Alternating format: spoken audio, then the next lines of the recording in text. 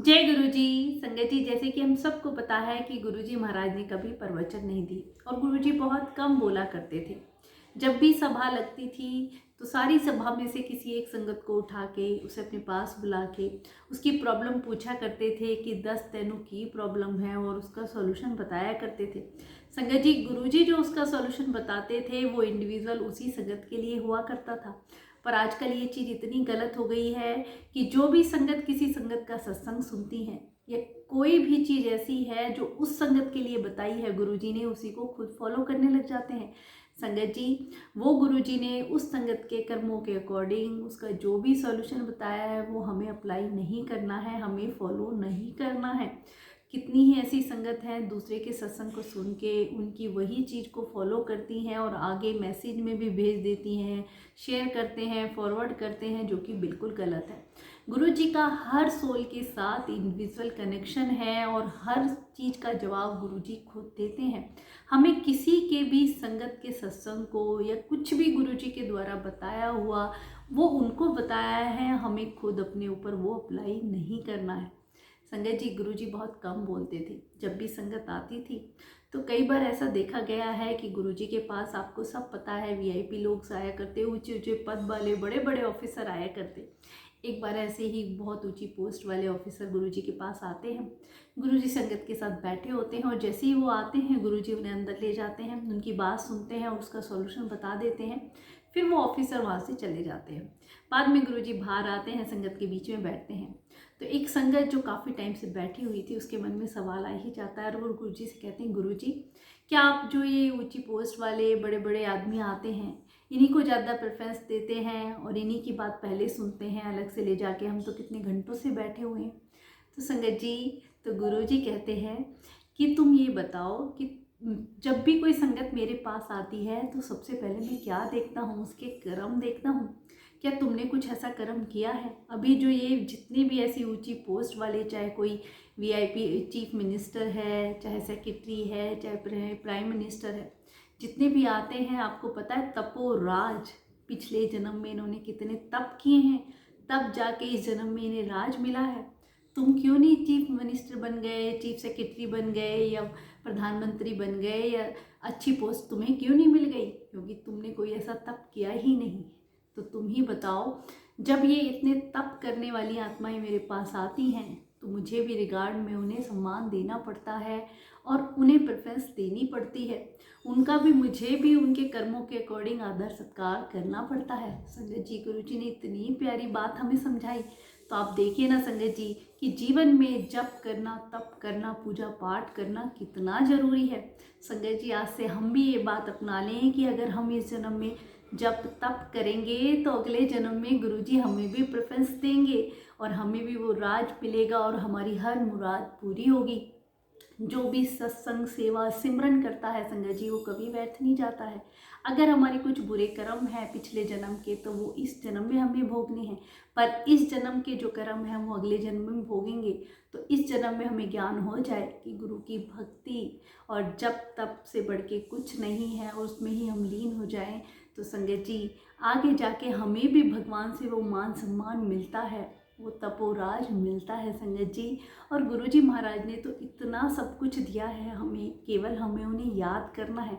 आप केवल गुरुजी को अपने जीवन में कोई भी ऐसा काम करते हैं बस गुरुजी को याद कर लें। आपका कोई भी काम हो, उठते बैठते सोते जागते गुरुजी की याद में रहें और वो याद ऐसी हो जानी चाहिए संगत जी, हर सांस के साथ गुरुजी का नाम निकले। तो आपका कोई ऐसा काम नहीं है जो गलत हो जाए, क्योंकि उसमें गुरुजी का आशीर्वाद शामिल होता है। जब गुरुजी तो खुद कहा करते कि तुम्हारी यादों में मैं ऐसे होना चाहिए हूँ कि जब तुम लिपस्टिक भी लगाते हो शीशे में देख के तो मेरा चेहरा दिखाई दे। तो संगत जी देखिए ना, प्रेम, एक भगवान के प्रति हमारा इश्क, हमारा प्रेम, हमारी भावना सच्ची ऐसी होनी चाहिए कि वो हमें हर पल याद रहे। आप खुद ही सोचिए, महाशि परमात्मा जो हमारे हर पल साथ रहेंगे तो क्या हमारे साथ कुछ बुरा हो सकता है? आप कुछ भी काम करें गुरुजी को याद करते रहें। खाना बनाते वक्त भी संगत जी, अगर खाना बनाते वक्त भी आप गुरुजी को याद करेंगे तो वो खाना अमृत बन जाता है। और जब हम अमृत ही रोज चखेंगे गुरुजी के नाम से तो हमारे जीवन में कोई भी कष्ट परेशानी आ ही नहीं सकती है। तो हर पल गुरुजी को याद करें। मैं बार बार अपनी वीडियो में यही कहती हूँ, क्योंकि गुरुजी ने अपने वचनों में भी कहा है कि तुम मैनू याद करो, मैं तुम्हारे काम करांगा। और कुछ भी करने की ज़रूरत नहीं है संगत जी, ना ही हमें किसी की बातों को फॉलो करना है। गुरुजी ने जो भी मैसेज देना है इंडिविजुअली हर संगत के साथ अलग उसका एक कनेक्शन है, वो हमें फॉलो नहीं करना है, ना आगे शेयर करना है।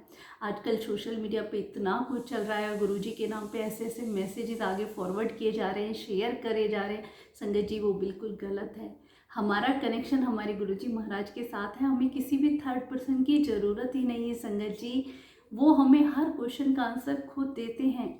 वो ऐसे हमारे रास्ते खोल देते हैं कि हमारी हर मुसीबत, जो भी कोई परेशानी होती है, उसका सॉल्यूशन सामने नज़र आ जाता है। बस हमें ये फालतू की जितनी भी वहम, नियम और भ्रमों में डालने वाले मैसेजेस हैं, किसी भी संगत का आप सत्संग सुनते हैं तो जो गुरुजी ने उस संगत के लिए बताया है वो केवल उसी के लिए है। ऐसा नहीं है कि उसे हम भी फॉलो करने लग जाएं और जो असली चीज़ है गुरुजी की भक्ति, गुरुजी के साथ प्यार, उसको हम छोड़ देते हैं। जितनी भी ये मेटेरियलिस्टिक चीज़ें हैं संगत जी, सब यहीं रह जानी हैं। अगर गुरुजी के साथ हम सच्चा प्यार करें तो हमें इन चीज़ों की ज़रूरत नहीं है, पर हम इन चीज़ों में ही फंस के रह गए हैं कि ये ब्लेसिंग मिलेगी तो गुरुजी खुश होंगे, या हमें ये गुरुजी का स्वरूप मिलेगा तो ही ब्लेसिंग मिलेगी। ऐसा कुछ नहीं है संगत जी।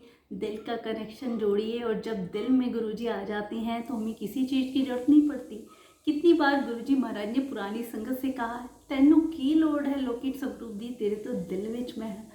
तो संगत जी, इन्हीं गुरुजी के जो ऐसे अनमोल वचन है महाशिव जी के मुख से निकले हुए, वो हमारे लिए जीवन जीने का ढंग सिखाते हैं। उन्होंने कहा, जब मैं तेरे दिल में हूँ तो तुझे क्या ज़रूरत है इन चीज़ों की।